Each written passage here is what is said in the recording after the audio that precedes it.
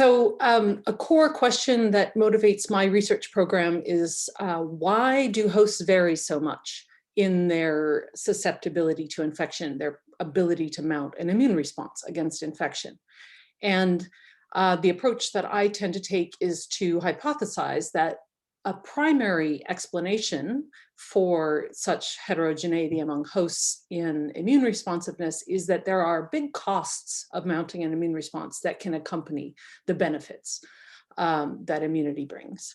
And so I am an empiricist, really. I do experiments and field work. I do things like culture cells of the immune system in vitro in culture conditions to study them. I also study whole organism defense. And this is a northern elephant seal that I have pictured here. I've just started some new work on the immune systems of northern elephant seals, and I'm very excited to start including them on my slides. So this is officially my first elephant seal slide. So what I really want to say here is that I am an empiricist, but I very much, my research program is very much enriched by close collaboration with a number of theoreticians who help me to formalize this idea of cost-benefit framework. Cost-benefit analysis is an explanation for host heterogeneity in silico. And so the aim really is to connect predictions formulated in silico with observations made at, both in vitro and in vivo. So what I want to do today is give you an overview of the kinds of projects that I am currently working on, and admitting some of the challenges in this ambitious program to connect in silico, in vitro, and in vivo. And then I'll take a deeper dive into one example of our ongoing work that I think has the most promise for letting us immediately connect our models to the empirical data on mammalian immune systems. So that's my aim for this talk. So first, though, I want to give everybody a better sense of what I mean when I say costs and benefits of immune defense. I think a lot about parasitic worms, so you're going to see a wormy theme throughout here. So benefits of defense include clearing hookworms from the gut. So a host who makes a really strong and appropriate immune response against parasitic nematodes like hookworms that's shown in this micrograph can really save themselves a lot of anemia and other costs of parasitism. So resistance definitely diminishes the cost of parasitism. But resistance, investing in an immune response that purges worms from the gut itself, has a number of costs. So one that evolutionary ecologists like us think about a lot are resource costs. So amino acids that a host pours into an immune response are unavailable for other life history priorities, such as growth and reproduction. So an immune response that costs a lot of resources could indeed help to explain ultimate maintenance of heterogeneity and immune responsiveness at the host population scale. But that's not the only kind of cost that we think that hosts incur when defending themselves against infection. So immunopathological costs, where the immune system's very powerful cells and molecules that are so good at clearing parasites also do a lot of harm to the host's own tissues. And there's a huge number of examples of autoimmune, inflammatory, and allergic disorders, ranging from really quick sort of shock-like reactions through to much slower but equally host-damaging fibrotic reactions. And a lot of these are induced by infection, but it's the immune hyper response that can kill the host. And COVID-19 appears to provide some examples along those lines. So resource costs and immunopathological costs are two of the costs of immunity I've worked a lot on. And together with theoreticians Aniek van Looyen and Clay Kressler, I have been undertaking a lot of collaborative modeling work to understand how we expect hosts to evolve, how defense capacity of hosts ought to evolve if hosts are paying multiple costs of defense. And so this is just a result from one paper that we put out together a few years ago, where we were studying the evolutionary stable strategy for recovery rate. The idea here is that hosts who invest a lot more in defending themselves against the infection should recover more quickly. And we were studying it in a number of contexts, but including in parasites of escalating virulence, as you can see on the x-axis. And if hosts are only paying resource costs of defense, that's the solid line here, we expect that they will invest more and more and thereby recover faster as parasite virulence escalates. But if they're also paying a cost of immunopathology, if they're also potentially going to hurt themselves with their own immune response, then we see quite a different pattern. That's the dashed line here, where the evolutionary stable strategy for recovery rate is actually remarkably low. And we would expect, in fact, hosts to live with the infection to the extent possible. Recovery rate, at least, becomes really quite small. We've also gone on to study the within host ecology of this sort of system. And in fact, ongoing work that we're all really excited about is basically using Lie effect mathematics to understand the interplay between cells of the immune system and parasite biomass growth within the host. And we were quite excited that we could, within one mathematical framework, have acute and chronic infections arising from those same rules of interaction. And what we had to build in was some density dependence. That's a sort of classic Lie effect method. Okay, so whole body of work that I'm not doing justice to in this very quick synopsis, but just want to move on by saying we are trying to test some of the predictions of this work. And therefore we are measuring things like recovery rate in empirical systems. Measuring recovery rate has its own challenges. I'd be happy to talk to folks about if you're interested, but we're measuring recovery rate and what we're calling sort of correlates of duration, not necessarily detailed immune mechanisms, but immune cells, basically cells and molecules of the immune system that correlate with the duration of infections. So empirical testing is underway, but there are challenges to testing these models.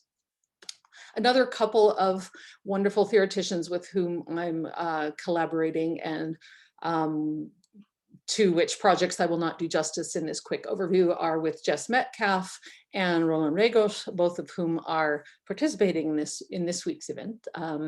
So with them, what we're doing is building in a little bit more complexity in terms of how the host might defend itself.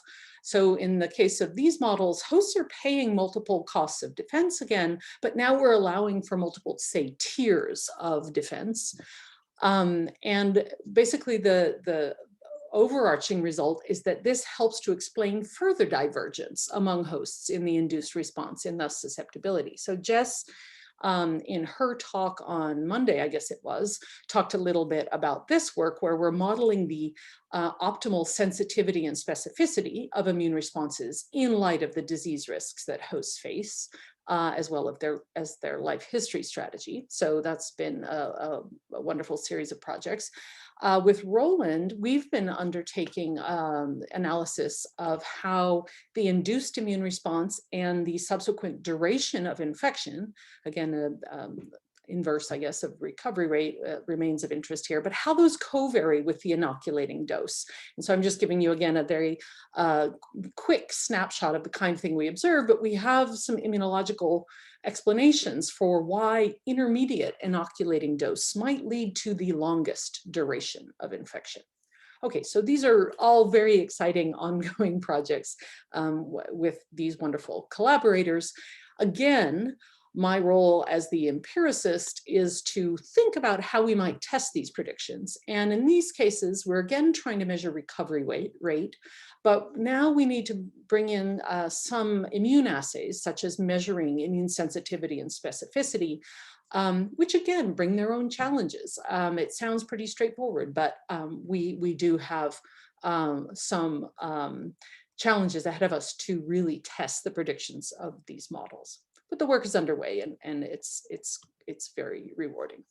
But the one I wanted to spend the rest of this talk on is actually relevant to another kind of cost that hosts pay when they're defending themselves. against infection. And these are multiple fronts costs where drawing upon the evidence that is strong in the biomedical literature that an immune response against one type of infection can really impair defense against others. So essentially what this means is that a host who invests a lot in fighting off worms can become very bad at fighting off germs. And in the real world, where worms and germs both are circulating, you can imagine that this can really challenge host health and host fitness.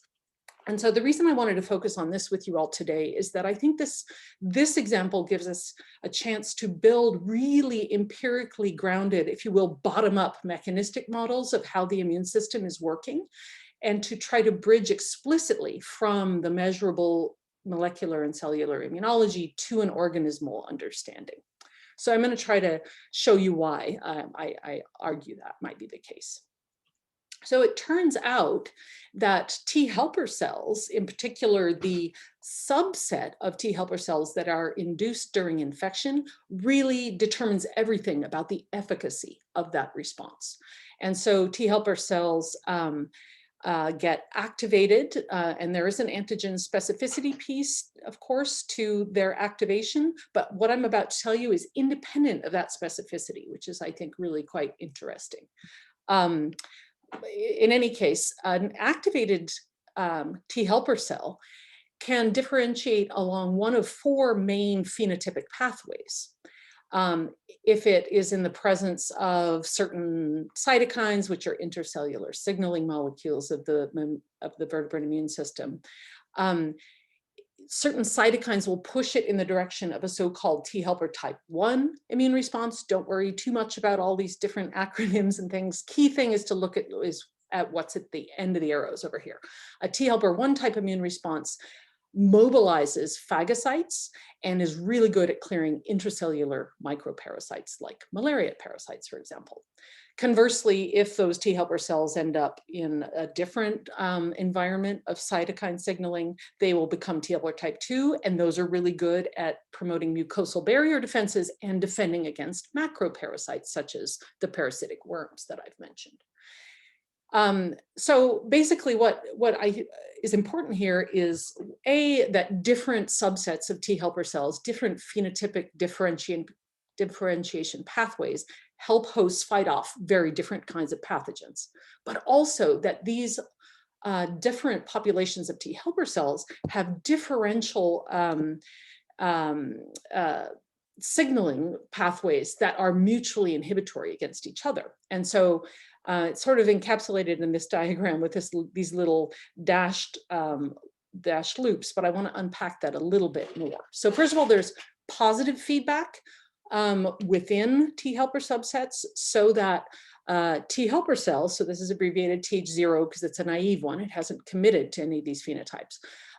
Once though it has been in the presence of a cytokine like interferon gamma and decided it's converted phenotypically to a TH1 cell, it then starts pumping out more and more interferon gamma that wins over other naive T cells. And you can end up with this positive feedback loop that really amplifies the TH1 response. And that's exactly what you want if you have malaria, okay? So these positive feedback loops promote differentiation of these different T helper subsets.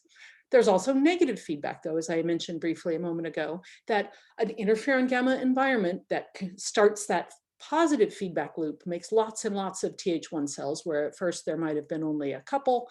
That is overtly inhibiting proliferation of TH2 cells. So basically, and the converse is true as well. So you have here a very dynamic set of cellular interactions that leads to positive and negative feedback loops that help us to understand emergent effector phenotypes, the capacity of cells to promote parasite clearing immune responses. Now, maybe I'm going to startle you and show you some bees. Basically, these concepts of positive and negative feedback loops driving cellular phenotypes and aggregate cellular phenotypes made us think of collective behavior of animals. Maybe my office was next door to Ian Cousins for too long, but we really started thinking about collective behavior and wondered whether we could model T cell behavior as an analog of, say, B behavior. And this is just a slide to remind me to say that bees each spring, say, need to decide where the new nest is going to be. And the famous waggle dance is a way in which bees communicate with each other the location of potential new nest sites. And different bees who have scouted different nest sites might end up preferring site A versus site B. And really then the race is on for the bees to convince each other to recruit new scouts, to basically convince the swarm to choose a particular new nest site over another.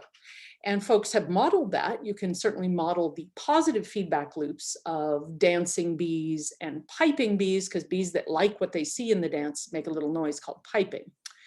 But it turns out that much more recently than the waggle dance, it was discovered that bees also have to undertake headbutting. It's like the full nightclub experience, right? It's not just the dancing, but also the fights break out. And the adaptive utility of the negative feedback loop in the swarm of bees is that it breaks deadlocks. If bees have two sites for which there's a lot of support, and the collective is not deciding between them, it is the strength of the headbutting response that, that breaks the deadlock, essentially, and lets the swarm make a decision. And of course, making a decision and moving the nest is absolutely essential to the fitness of these bees. And this is work led by Tom Selian and Pace and colleagues. So with the leadership of my wonderful, now former graduate student, Ed Schramm, we really tried to start applying the logic of understanding collective behavior to understand T helper cells. And so drawing heavily on some of the work of Ian Cousin and other behavioral ecologists, Ed started really mapping the principles of collective behavior onto what T helper cells do, and found that both at the individual cellular scale and the collective organismal scale, T helper cells really do seem to fit the bill. So to give you a sense of how data rich this area is, we are able to, for example, show that individual cells are indeed quite limited in their information, because cytokine signals, these main molecules by which they communicate with each other, they travel 3 to 13 cell diameters, but not beyond that. And so just like a bee may have only seen one nest site, a lot of cells would only have had a limited cytokine experience. And so there's this incredibly rich data telling us how much information individual cells have. There's also wonderful information about how variable individual cells are one from the other. Even given the same inputs, cells within an individual have orders of magnitude variation in how variable their own interferon gamma, say, response might be.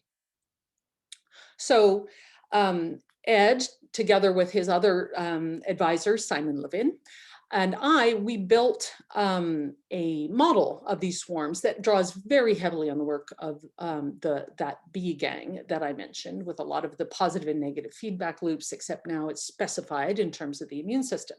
And what we find is that using a mathematical model to scale from in vitro to in vivo, and really basing it in those rich data sets, we're able to explain some prior puzzles. So for example, failure to make collective decisions in vitro. People had long observed that at the organismal scale in vivo, T helper responses get really, really polarized to either Th1 or Th2. You don't get so much of a mix. But in vitro, you get these very flat distributions where they're not particularly polarized.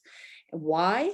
Well, this is a cartoon version capturing a lot of the core of our results. Basically, in vitro, where cytokine signaling is allowed among cells, but biological cell density is about 3 magnitudes lower, three orders of magnitude lower than in vivo, you get these decision-making phase over here at the right that doesn't have a polarized T cell population. Whereas if you allow, and this is where the bottom row of this is the most important, both cytokine signaling, so the T cells can communicate with each other, just like the waggle dancing and headbutting and things, and you have high cell densities where swarms can form, almost density dependence of swarm formation, that is where you can replicate the in vivo behavior of these polarized T cell populations. So this model already has helped to reconcile in vitro and in vivo observations in biomedical immunology. And even more exciting, when Ed was explicitly building in that huge heterogeneity among individual cells in the extent to which they're participating in the signaling, he was able to show that this helps to make the overall systemic response quite resistant to sabotage, and also able to follow completely new infections arriving on the scene. So in the interest of time, I won't unpick this completely. This is in this PLOS computational biology paper, but basically what this is showing is that when Ed used the model to run simulations, and he had sabotaged antigen presenting cells that could induce faulty T helper cell responses, sort of sabotaged in the sense of parasites were manipulating those cells to sway the whole immune system in a different direction, versus trustworthy ones that were actually reflecting a new infection arriving on the scene. You can then track what the optimal T cells would do. They would ignore the sabotaged ones and follow trustworthy ones.